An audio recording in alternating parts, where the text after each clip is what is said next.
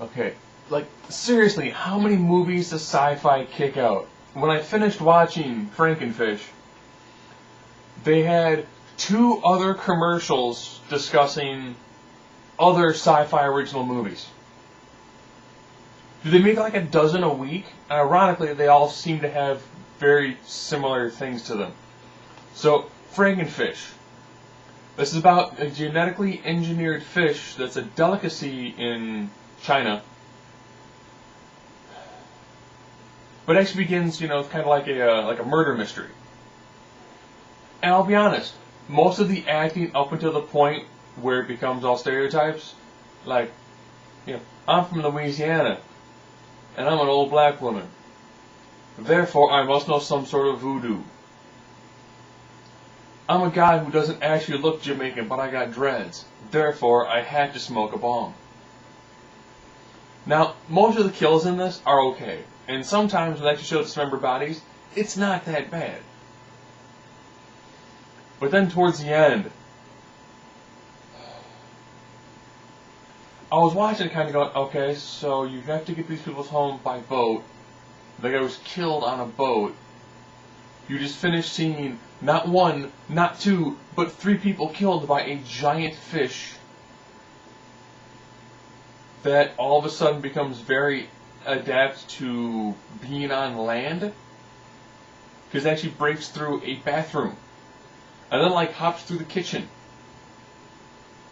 Yes, so this fish apparently can survive at least about a minute or so out of water, flopping around on land.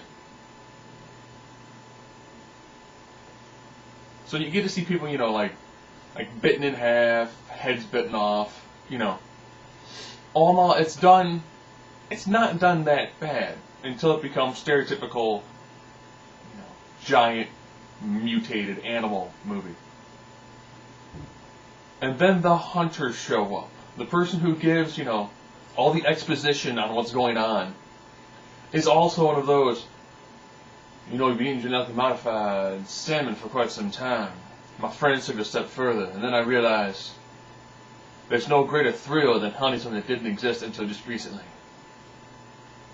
And that is the ultimate thrill of being a hunter, is to hunt something, so this is before, that can hunt you back. So then him and a bunch of his cronies show up at roughly the last 20 minutes. And then begin to hunt down the Frankenfish. I mean, it's better than larva. Yeah. Not quite Mongolian deathworm, but it is definitely better than larva. And the way they finally defeat the fish at the very end, it was just bloody and gruesome, and it's actually pretty good. However, I could have done without, if you met somebody I'll say the day before, and such a came over because I think it was her dad was murdered, and you just got absolutely just showered in blood and guts and gore, would you really want to kiss the dude you just met, but you had a huge crush on because he was your high school dreamboat and all that? The moments when they're actually inside and they're having the meals and they're having just kind of the downtime in between, like the initial kill and the later on killings, it's actually good. It actually comes off decent acting.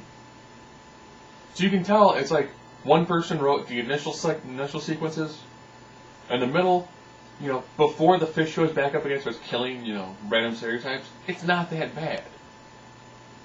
So actually, this one is quite watchable.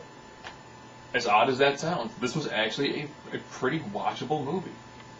So, if you're in the mood to see, giant, genetically modified fish killing people, and you want to see it set in the islands, definitely recommend Frankenfish.